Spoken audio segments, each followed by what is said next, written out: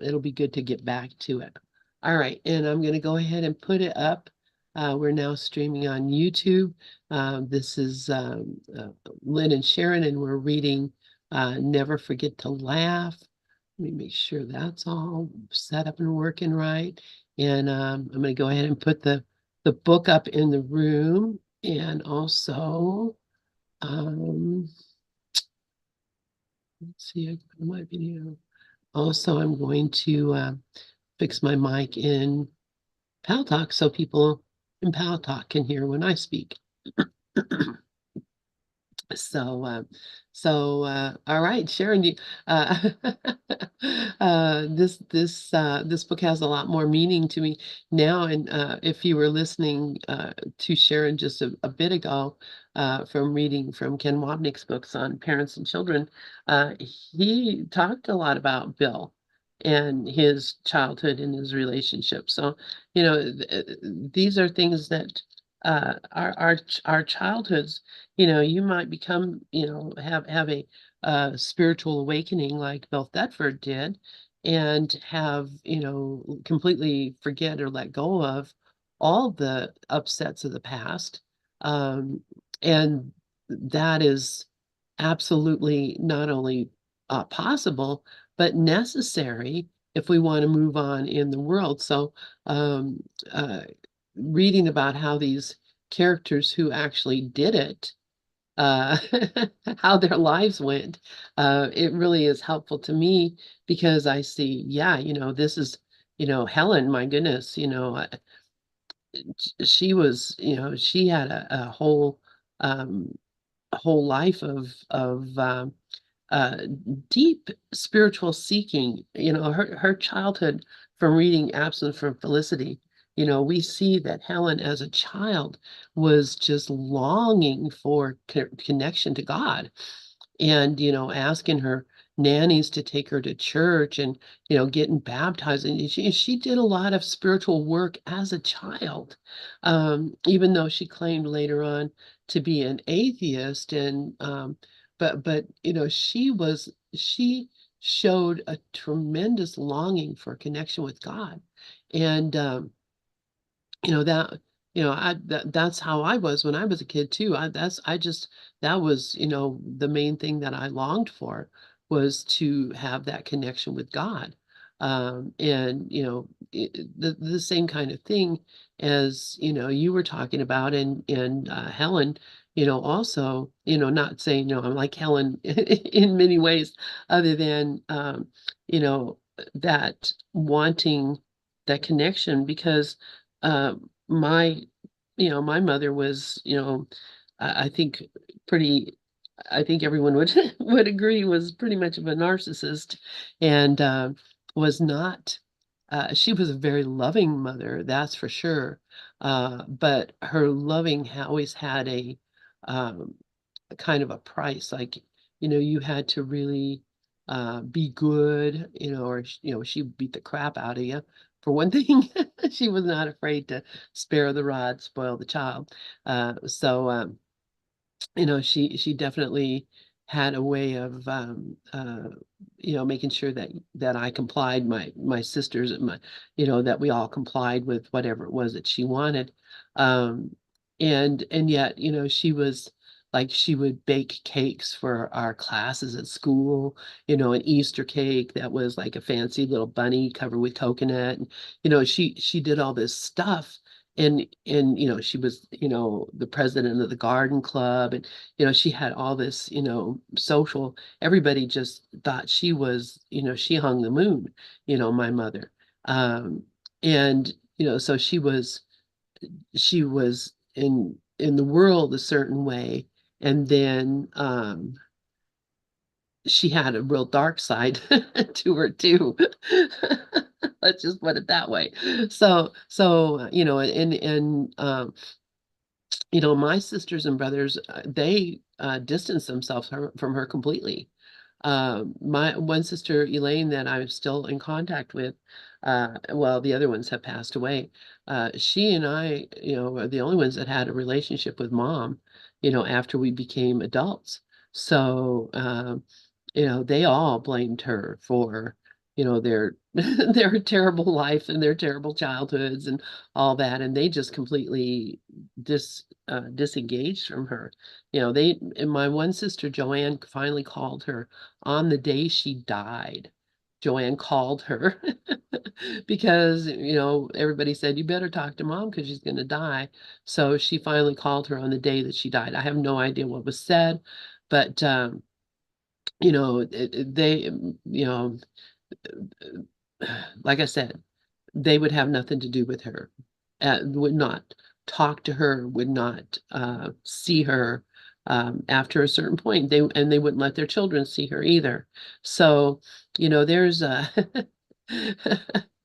Sounds so familiar. yeah, yeah. It just it just was, and I see it happening in the world around me too, all the time. So, and I understand that that was my lesson too, about because my whole aspiration was to have children and to um, just give them everything, love them unconditionally, have continue, and I still do. They still call me. My son calls me every day.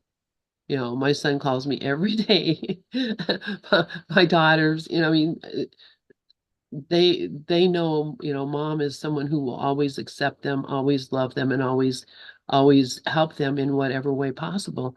And you know, I'm just really grateful for that, because it would have killed me. I don't know how it didn't kill my mom to have her Yeah, me too, Lynn. I'm not the talk to same her. way. My I children mean, have always they get mad at me and they talk back. I just listen now because I don't, I want them to feel safe with me. That's the main thing. yeah, yeah. And I think that's it. So let's go ahead and I just wanted to say that, I was thinking about, when you were reading that about parents and children from Ken. Uh, so um, uh, uh, I'll go ahead and start reading since you've been reading that other book. So we're reading Never Forget to Laugh, Personal Recollections of Bill Thetford, co-scribe of A Course in Miracles. And this is by Carol Howe. Lovely, lovely lady. So Bill was innately a private person, an introvert, so he chose not to draw attention to himself or seek publicity, although privately he was happy with his accomplishments. He avoided everything that would bring him notoriety related to A Course in Miracles. He gave very few interviews for print media about the course and did not make TV appearances or write books under his own name, although he substantively assisted others with theirs. Until the end of their lives, neither Bill nor Helen had any desire to be in the spotlight. They consistently withdrew from public attention. By the mid 1970s, the course was finished and its next phase was unfolding with Judy at the helm. And this is Judy Skutch that we're talking about. The four principals, Judy, Bill, Helen, and Ken, had established a pattern of meeting regularly at the Skutch apartment in the late afternoons. Judy confirms Ken's observations that when Bill and Helen were working on their scholastic endeavors, about 90% of the time, see, because they were both still working as professors at the Columbia School of Medicine. So, I mean, it was like they were working 90% of the time doing their regular job. So, Judy confirms Ken's observations that when Bill and Helen were working on their scholastic endeavors about 90% of their time, hostility was the norm. However, when they were involved with course dictation and transcription, or what needed to be done with it, they were of one mind, merging as, quote, Billin, a contraction of Bill and Helen, denoting their beautiful sense of communion and shared purpose. So there were times during those late afternoon meetings when all was tranquil, and others when it was most certainly was not. On more than one occasion at the sketches, as tension between them would mount, Bill could keep his composure sufficiently to make light of the situation, diffusing it before it became a problem with yet another application of his quick wit and grand sense of humor. Judy recalls, Bill was taking a break from some intense stuff, and then we decided there should be a musical of ACIM, and Bill started to make up songs based on different shows. Bill announced that as a takeoff on Call Me Madam, they would present one called Call Me Mad, whereupon he gave Helen, who had a beautiful operatic type singing voice, her lines. I hear voices, but there's no one there. I'm not like Helen. I hear voices, but the room is bare. Yeah, it's funny, Lynn, when I see that really this is a virtual reality. So we think it's all happening like past, present, but it's just happening now. It's not happening any other time. And That's that takes a while to really sit with that and just contemplate it. I love that. Thank you. Thank you for bringing that up, Sharon. Because yeah, this is the thing. We are creating this as we are at this very moment. This very moment is it's not depending on the moment before or the moment after.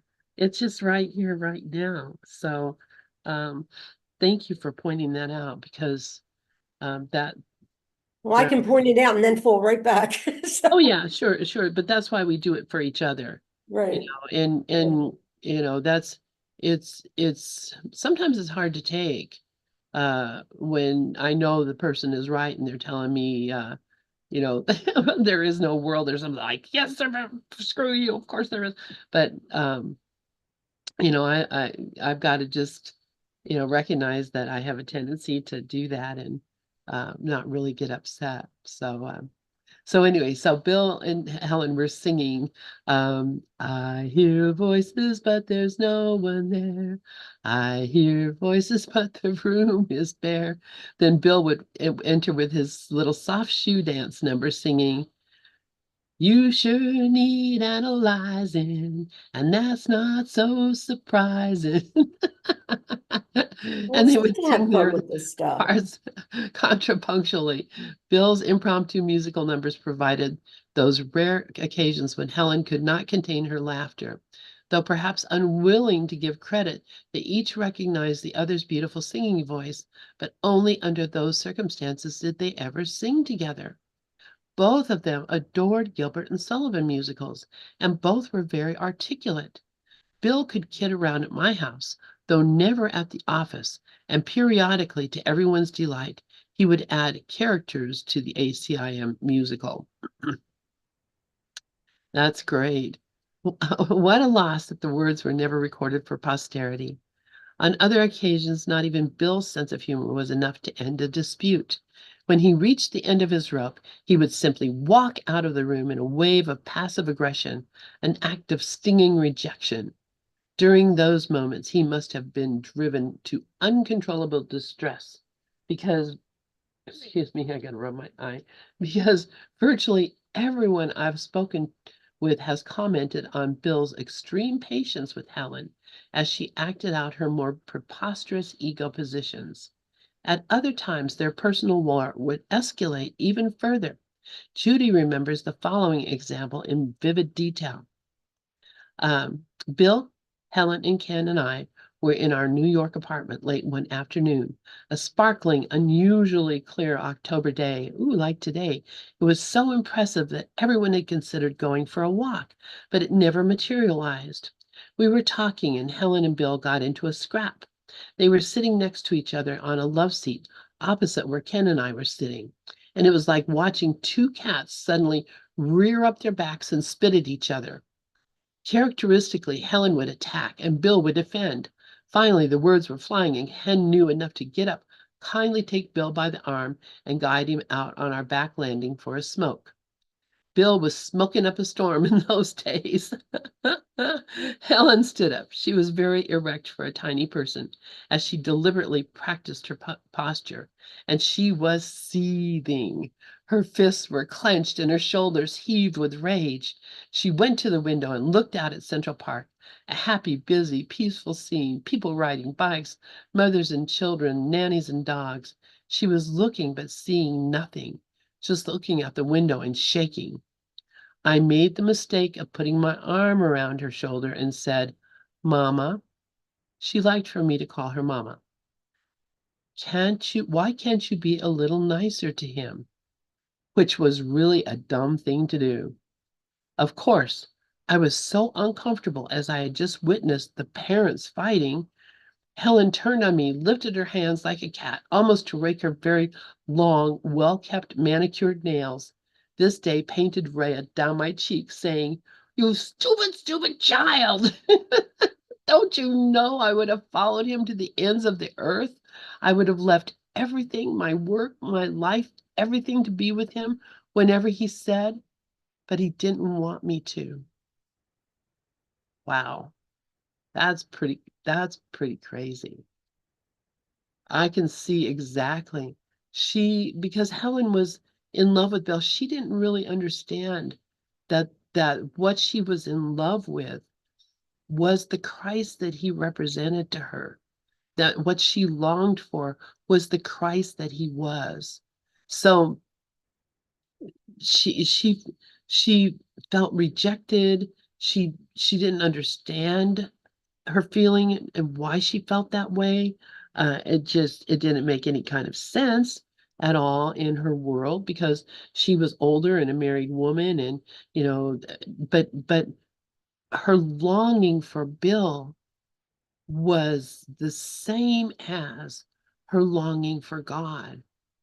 And how she saw Bill was as a representation of that love that she craved. And we were talking earlier about Helen. She was seriously, oh my God, she had to basically had to make appointments to see her parents. She just couldn't go and see her mom and dad when she was a little girl.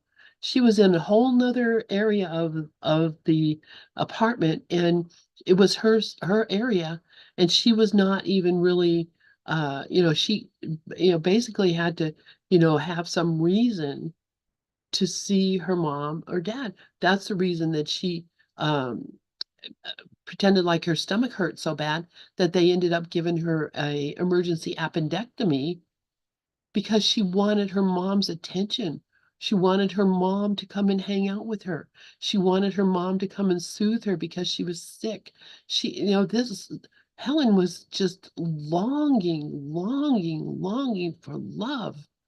And she was met with her parents were just like cold and distant, and she had her nannies who took care of her and whom she loved. But you really honestly, she was she was desperate, longing for love, and Bill to her was a symbol of this. And so the whole scene of her, like I just envision like, the Wicked Witch. Oh, why? Why is this way? Really amazing. Sharon, please go ahead. It just prompted a memory. When I was 3 years old, I had my tonsils out. And, when we were sick, my mother would get triggered. And I remember her sleeping in my room in the hospital and feeling so loved by her. It was like a moment in time where, I was just a baby, 3 years old. But I remembered that because my mom had so much shock from polio and she was so disturbed from it mentally. But when I got sick, it was an indication. So I relate to both of these characters. And I think that Jesus set it up, getting Bill, who's quite sensitive, and Helen is just as sensitive, but she has a different way of handling it. She seems to handle things more with arrogance, but it's the same underneath it, how much we long for God. Yeah. We all don't know why we're here, and and we think it's real. Yeah. That's the biggest problem. Yeah. Anyway, go ahead. Yeah, that is so true. And thank you for adding that. Because yeah, it is this is universal, you know, Yep. and I can think of, the symbols of who these people are in my life, who I would, long for or follow to the end of the earth. Or, I mean, we were talking earlier about people who were spiritual leaders who, other people gave up their own will, their money, their lives because they had such a deep respect for this person that they considered, uh, you know, a, a representative of Christ to them. And then, of course, that cannot be in this world, that human being could um, be. Wait a minute. Message. I'll call you back. Um, anyway, so what the heck? Now my phone's going crazy with me. Okay. Um, Are you so okay? yeah, it was just my daughter calling. I'll just call her back when we're done. Um, You can get it. I'll go oh on if no, you. no, no, that's fine. But what I was saying is that uh these situations we are set up over and over and over again in our lives. That because my mom was distant, and I was, felt alone. And when she married my stepdad, he gave me a lot of affection, in not the right way, but for me it was like, this is better than nothing at all. And so, I, let him do things that should never have happened when I was like 4 years old.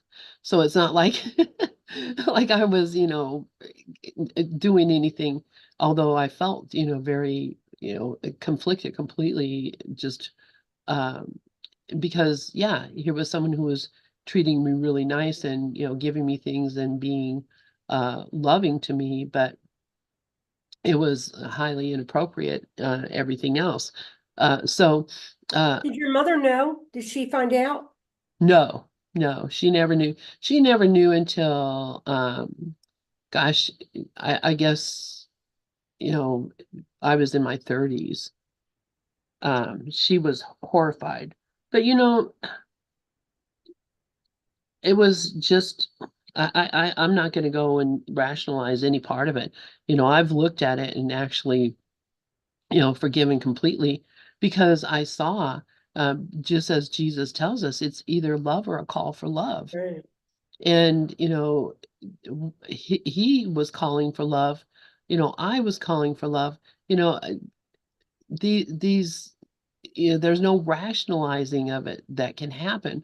But what you can do is forgive it, because, I recognize that that was not really what, you know, that was for me to recognize that, and I may not have recognized it until I was, in my 60s. I may have thought, continued to imagine I was a victim, and continued to imagine that, all the things that happened, I had all these stories and everything. But, once I started realizing about, how, forgiveness actually works, and forgiveness actually works by uh, recognizing that these are just the setups that we set ourselves up for, so that we can see what it is that we're doing with the ego, how the ego is working in our lives.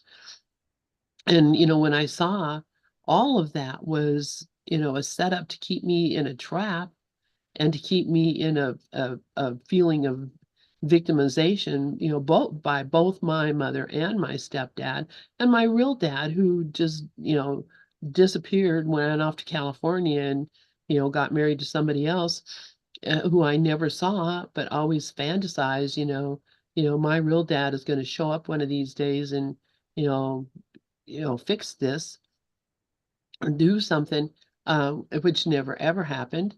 And just felt completely abandoned as a child. And the only one I had to turn to was Jesus. And Jesus was my friend, and Jesus was who helped me through everything and was there for everything with me. Once I developed that relationship with Jesus, And you can say whatever you want, oh, child fantasizing or whatever. It doesn't matter to me because it was real. I could feel it and I still feel it now. There's nothing more compelling to me than my relationship with Jesus because like I said, he was my friend and I could tell him everything and he didn't judge me and he loved me completely, and still does. I still talk to Jesus. Anyway, how we got off on this story, I don't know. But And it's cleaning it out that way. It's just identifying, it's self-referencing. yeah, We all have very similar lives to yeah. Bill. That's really what, and Helen, and it's And Helen, actually yeah. just work because, one of the things that helped this mind so much was the 12 steps. Because when I walked into the rooms, I heard my story. Because Hmm. in the world of form, people are always just acting and reacting, acting and reacting. And that's what we do all day long. Yeah, And then we call our friends and say, well, do you know what just happened to me? yeah, exactly. And did you hear what happened to me? But see, Lynn, you do handle, like, because I've known you for years. When you went through what you went through with that accident, you were definitely in the higher mind because that was a very difficult thing to happen. I don't remember you ever saying anything. I think that again, I think it's a testament to the nature that I came in with. Yeah. The Mhm. nature that I came in with was one of just accepting and uh not just being happy. I've always just been a happy person.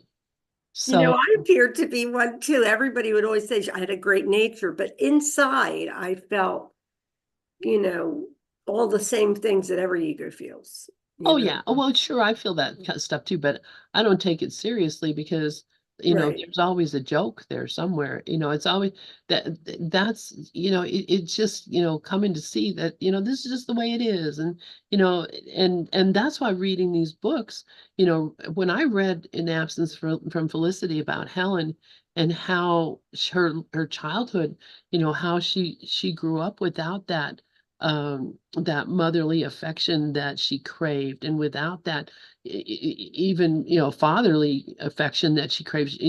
Honestly, um and even her brother, she had an older brother who just was like on the periphery. It was like he was already grown up, and so she had no relationship with him either. She had no relationships with people when she was Yeah, she didn't develop that. she had relationships with her nannies who would come and go because they were hired people, they weren't family. Even though her last nanny, I think she was in contact with her uh until she died. It was that was a permanent relationship. But and even, I mean, I hate to keep going back to this, but even though I had sisters and a brother, my youngest sister is 9 years older than me, Yeah, and it's not the she same got married when she generation. was 14. Yeah. She got married when she was 14. She left when I was 5 years old. So then from then I was alone and I had no brother sister relationship. And that in itself was like I was the only child. I was just there by myself and spend my whole times by myself. I was just absolutely alone all the time. And that's, the other reason why, we lived a block away from the church. And, I could just walk over to the church. And at that time, the doors were open. You could just go in. And I would just go in and sit and talk to Jesus or just be there in that place and feel the holiness of it and to feel the candles and the statues and the stained glass windows. Everything just made me feel so holy. That was my comfort, honestly, Yeah, and that was, being but do smart. you feel that that was right-mindedness? Do you feel that it was coming from right-mindedness? Oh yeah, I think so. I think so. Because, that and the other thing is, I could just go out and go up in the woods and just be in the woods by myself, which Right, and I did play. spend lots of time, up in the woods behind our house, basically um, by myself. And It sounds like I did that, familiar because I had imaginary friends and all of it. My father would used to laugh because if I got yelled at or scared of something, I would then act it out through imaginary characters when in fact I'm an imaginary character. That's hilarious. That's hilarious. Yeah, and I read a lot, and that's the other thing too. Bill, seeing how Bill grew up, his parents didn't understand him at all. His parents didn't understand him at all. And his sister died. It was the wrong child that died. The whole idea that he grew up feeling like he was kind of just a leftover. And then um, he had that rheumatic fever and he spent all that time in bed reading, reading, reading, reading, all by himself, not having that kind of relationships. That's it it was hard for him It's hard to, for all of us. That's why he always says, Ken, be kind because everybody's fighting a hard battle here. yeah, yeah, yeah. So that's what I like about us reading these books is that, I can feel a relationship to these people and recognize that, this is it, it's the same dream we're just dreaming over and over and over and over.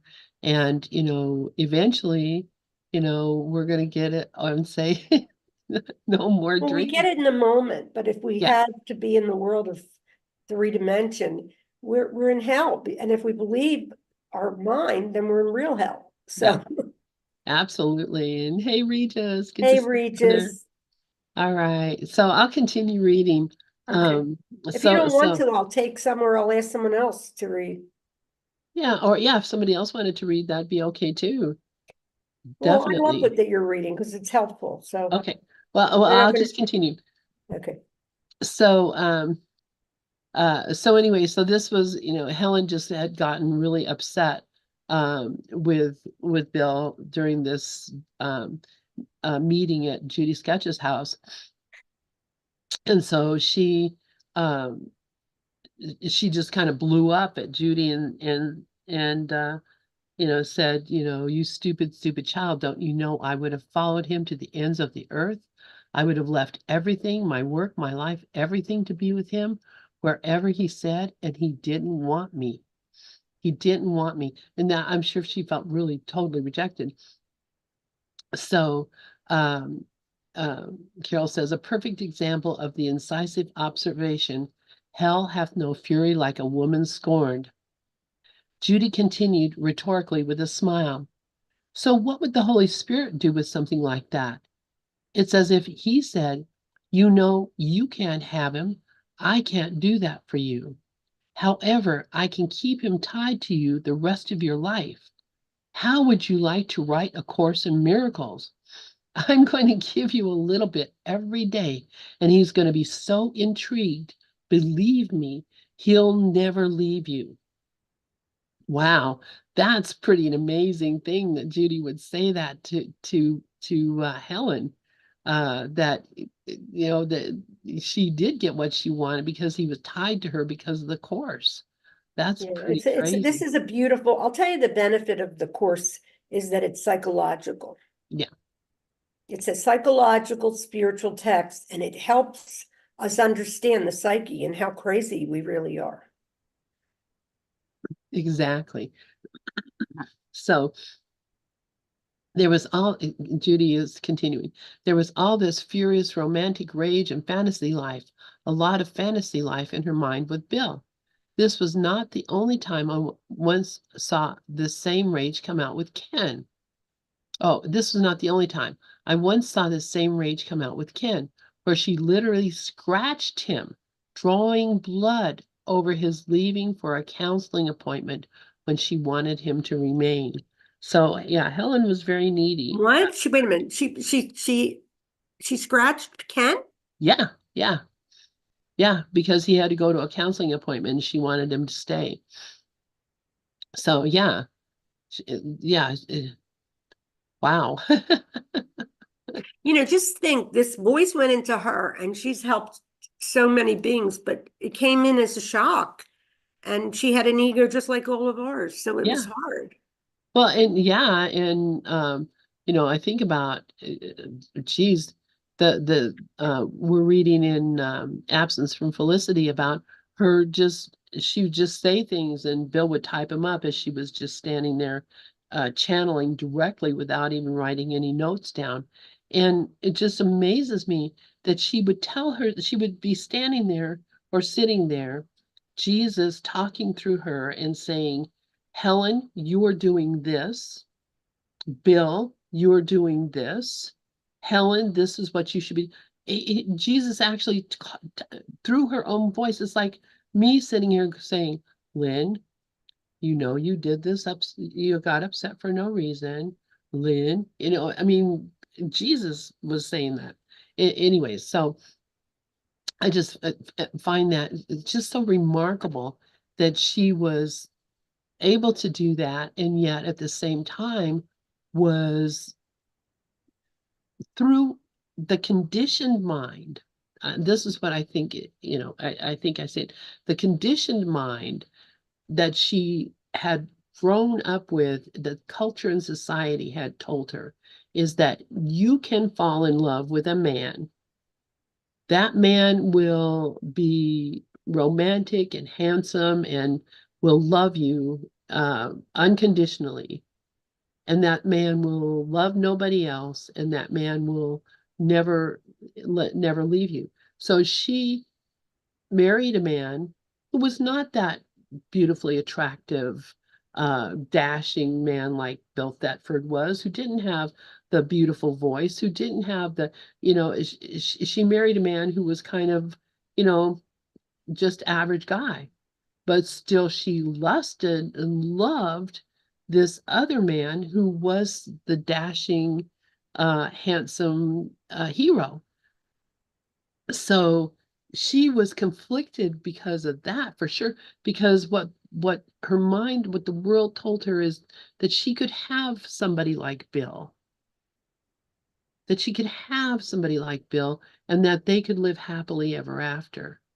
And that conditioned part of her mind, even she could get over the fact that he was gay, that he didn't even like women, She just that wanted someone to love her unconditionally. she just wanted this, she wanted the picture.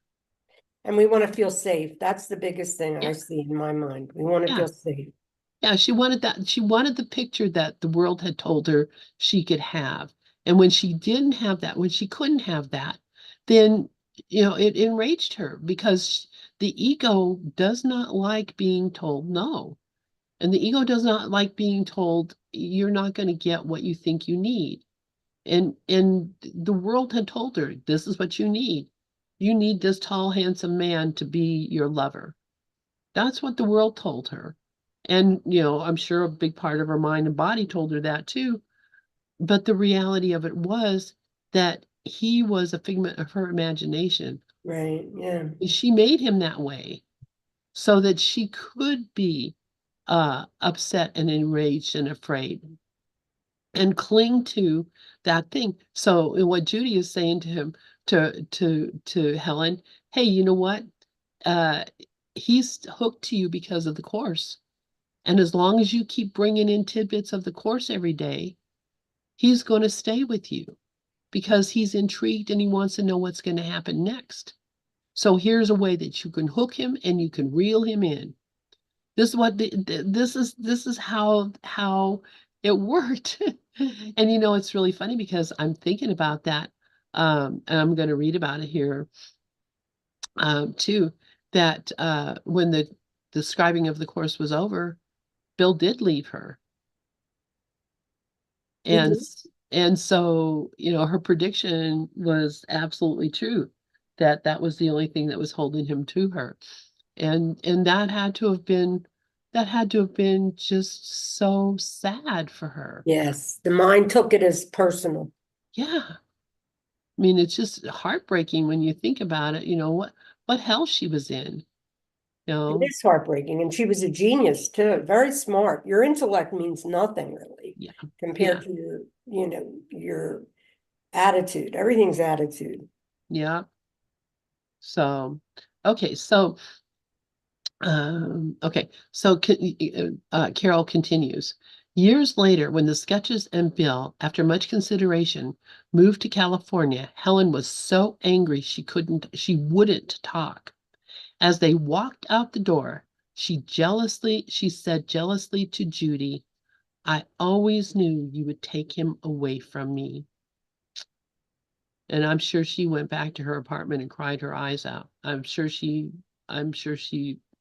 boohooed for days, weeks, and years after that. Because I can feel that. I can just Me too. feel Yeah, I think that it's sense of abandonment right. that he Well, left the her. honesty, like Ken had an advantage. He could see how, just from looking at Helen and Bill, he could see how distorted we are, how they both really felt victimized. And I don't know how his process was. I don't think anyone's written his autobook, his biography or autobiography. Yeah. Do you? I think somebody has, or I think there is one. I'm pretty sure of that. We'll find that because that would Yeah, be I real can look. interesting. Yeah, to read also. Um, So Helen and Bill's particular function of bringing the course into the world did not give them a free pass to enlightenment. To benefit from the life-altering change of perspective taught through the course, they would have to practice like everyone else. At this point, both their lives were certifiably a mess, despite their brilliance and accomplishments. And all who feel hopeless take note. Their egos were just like ours. That's what I was saying. They're just like us. Revealing their dark sides encourages us to do the same to facilitate our healing.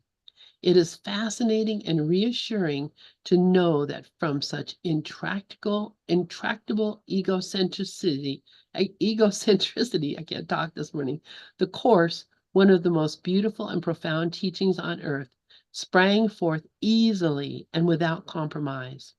Helen and Bill, despite fearing they were not healing as they should, steadfastly set aside their egos to produce it. Even in the midst of her frequent panic, Helen would completely suspend her ego and allow herself to enter into her right mind where the material existed already complete. Carefully and with great integrity, she listened and scribed. It seemed she could move back and forth between her ego and spirit, her wrong and right mind, with more skill than almost anyone on the planet. For her, the veil was very thin. And wow, but it must have been like a concrete wall in her mind because she couldn't break through. Bill tried to define this most conflicted relationship. He always commented on his open and easy relationship with Louis, with nothing clouding their friendship, but lamented the difficulty he encountered with Helen, despite his fascination with her, quote, inner life, unquote, and his deep trust and respect for her. He also actually loved her very much. It sounds similar to Leroy Zemke's comment about their enduring love for one another. So this is Leroy Zemke. He says, on the other hand, my relationship with Helen was so complicated. I think I learned from it that love would persist despite everything that seemed to block it and interfere with it.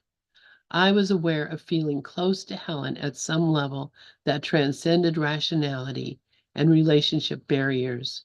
It seemed to go against any form of logic. I wasn't that fond of Helen, but there was a deep love that continued in spite of everything. It had nothing to do with anything. It seemed to represent our joining in love and cooperation. We tried to do something that transcended our egos. That was the thing that seemed real, the only thing that seemed really to persist. Once having done that, there was no breaking away from it. It was a commitment that went on forever.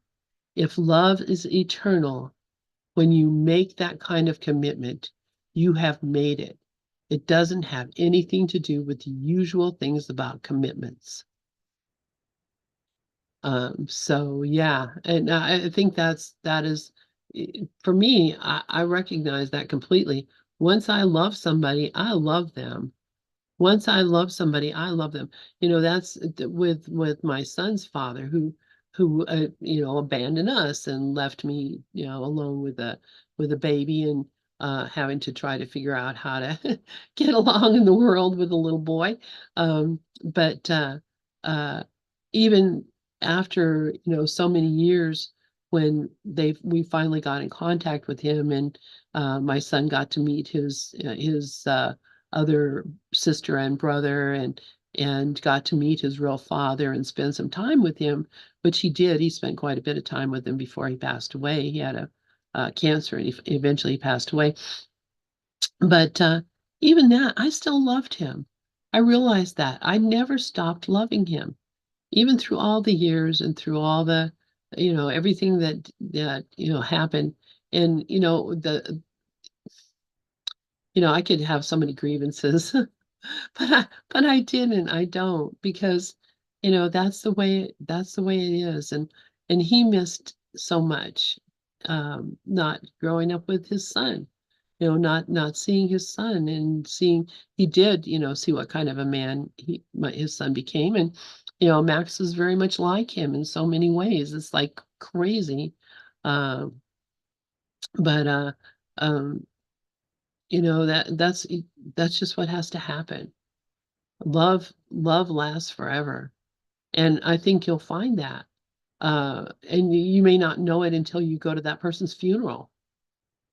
That person has passed away and you go to their funeral and you realize, oh my goodness, as much as that person antagonized me or upset me or whatever, my mother-in-law or whomever, I actually really love her. And I'm going to miss the world where she's gone. This is what happens. We don't realize that we really do love people. But to to to have that love is the only thing that's real about any relationship. So uh, Bill and Helen were connected forever. They would never be separate and apart. Just as you and I are connected forever and we'll never be separate and apart, no matter how far you try to run or hide from me. No, I'm kidding. Okay, let's see. All right, all right. So in retrospect, and if anybody has any comments or wants to read or anything, please go ahead and put up your hand. I'd be happy to hear. Well, Um, it's very helpful for me to hear you talking about because you see, what I'm really seeing basically is how attached we are to this ego. yeah, Like like for instance, what you said, that we always love everyone. When I got to the course, I wrote my ex-husband and told him that I will always love him because that love is the only thing that's real. Because I wanted so badly to get rid of the hate because it was eating me up. I had hate for 9 years and it still took another 9 years to not hate him. So, I mean, it's 20 something years since I've been with him. But see, that's what I'm saying. Like, I wanted relief. Something in me knew that I was hurting myself. exactly, exactly. And thank God that we have this. Oh my this God, I would still hate him, I'm sure. oh yeah, yeah, and blame him for stuff that now you can see. This is just part of the story. You Well, when know, we got divorced after 9 years, we both cried. And he had a girlfriend at the time that said, "You both still love each other." yeah, And of course, like, now if he died, I don't know if he's having a funeral. I don't know because I'm not. I want to be cremated. I don't like all of that stuff. I just feel like to release yourself, to release another is to release yourself. It's just a fact. yeah. Yeah. But that's I think that's generally though when you recognize how you really feel about a person when they're no longer here to interfere with that. I think death is a great equalizer. It just brings everybody into a state of equality, and you don't see anymore what you saw before. So anyway, so Carol continues. In retrospect, every position, encounter, and opportunity was essential for Bill's evolution, enabling him to tackle the huge assignment they had accepted, one they both recognized as a prior agreement. We can view our lives the same way, recognizing that each encounter and situation is not an accident, but part of our individualized curriculum for awakening. Helen was not the villain, nor was the absent father or any of the quote unquote learning partners who paraded through Bill's life. Early conditioning promotes the belief that our particular strong suits, those areas of vocation and avocation that come so naturally, our possessions, friends, or family, and everything else exists for our own self aggrandizement. Well, I can't talk today. The course's aim is to undo that perspective. It encourages us always to ask, what is this for? How are we using these gifts? Bill developed talents and acquired experience, as do we all, and was motivated by A Course in Miracles teachings to remove from a sense of specialness the desire to appropriate his particular portfolio of talents for personal gain to his own unique special function, using those same gifts for a higher purpose. This shift in purpose provides the ideal opportunity for the unfolding of our own service and thus for maximal healing. So I like how she's pointed this out, that the skills and talents that he had used in the past to make himself special could be used now for a higher purpose. And so it's not like you lose anything or you have to change anything. It really is that you can use these same gifts and talents, which, I can kind of relate to as well. Because, before I started doing this, I was I was an engineer, and I worked with the government, and I worked with companies, and I troubleshot, figured out ideas, figured things out. Had to do presentations for people, had to speak at conferences. I had all these things that I just you know got very used to.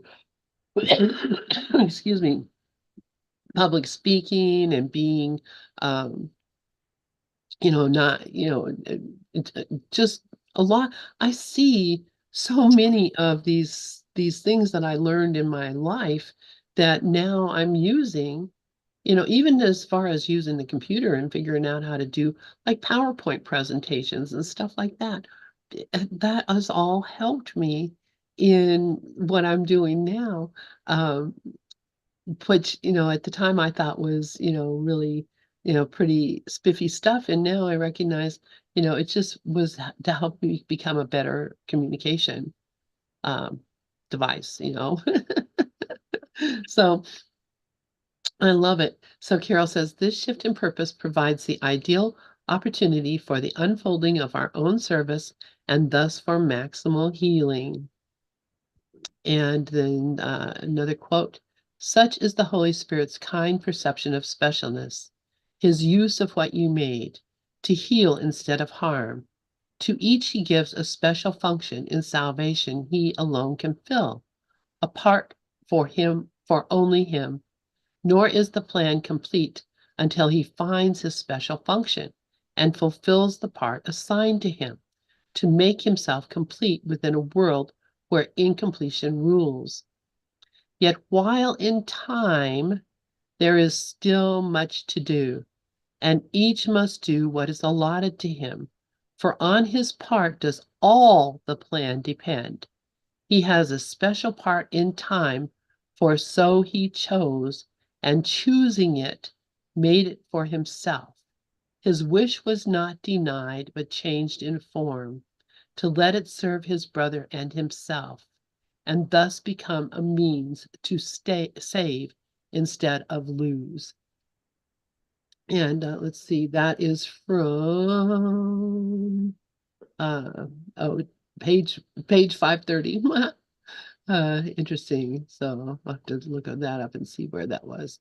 Uh, because I recognize the text. I absolutely recognize the text. Let's see if I have a regular course here. Lynn, I love that you're doing the absence of felicity in this book, especially where we are in our process, because it's really, to me, there's an impact just learning about our characters that brought this in the world. Yeah, it is very, very cool. It Um, certainly is. Yeah. that we get to share it this way. I'm just looking it up in the book where this is. What did I say? Page 510? Probably. You go look again. My short-term memory is 530. My short-term memory is really crappy. Like that little short term between looking at that and remembering it, I would fail the cognizance test, I think, because I, you know, forget so quickly. Okay, so that is the section, chapter 25, the justice of God, section 6, the special function is where that's from. So, so yeah, that's what he's talking about. I thought that was what it was, but that's what he's talking about is that the we have a special function and there is a lot that we have to do. And I believe we're doing it now. That I believe that I have come upon my special function and that I'm doing it right now. And as I think I've said before, the Holy Spirit told me, my function is to be the bridge, a bridge. And that's how I see myself very clearly, that, I'm not just here to represent myself, even ACIM Gather. It's a bridge where we connect with Awakening Together. We connect with Mandy. We connect with the A Course of Love uh, folks. We connect with um, Maureen Muldoon. That's how I see. Part of my job is here to be a connection. Yeah. I mean, Jesus is using us all. Yeah, yeah, absolutely. You too. We're all being, you're being used in the world for the things that you're doing. We're all being used right now. So, um, let's see. I think are we almost to the end of this? No, we still have a ways to go. So I think I'm just gonna Yeah, not, that's enough. Yeah.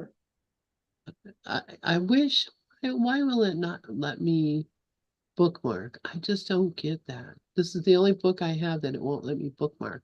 But I'll just remember I have to look back at it later anyways. Um, so I'm going to go ahead and stop the share for now. This has been really good. I really enjoyed this. I do too. I need this. This is something I need, and it's important that I teach myself over and over. It's Yeah, like Karen says, you can't hear this enough. right, exactly. You can't. And the more that's what I like about what we're doing is the more that we can connect it to our own lives. I mean, I've made so many connections to like, oh, well, that's why I'm doing this, and this is where this came from, and this is why, and once you recognize the story that you told yourself Oh, that gave you the idea of what you think is going on now, you can stop it. yeah. You can stop, you Yeah. can stop it because you Right. And it's recognize not it's not worth it. you. It's not worth Yeah, it. yeah. It's not worth it. It's not real. It's not you. It's not what you're here for. It's not what we're made for, like Barbie said. That's not what I'm made for. And I think uh I think we're finding out, what we were made for and what we're here for. So anyways, thanks everyone who's joined us. Thank you, Lynn. This has been really good for me. And I'm going to listen now because Gloria, and I hope she said she was going to be a part of this is 15 and 16 that we want to get to those special relationships. That will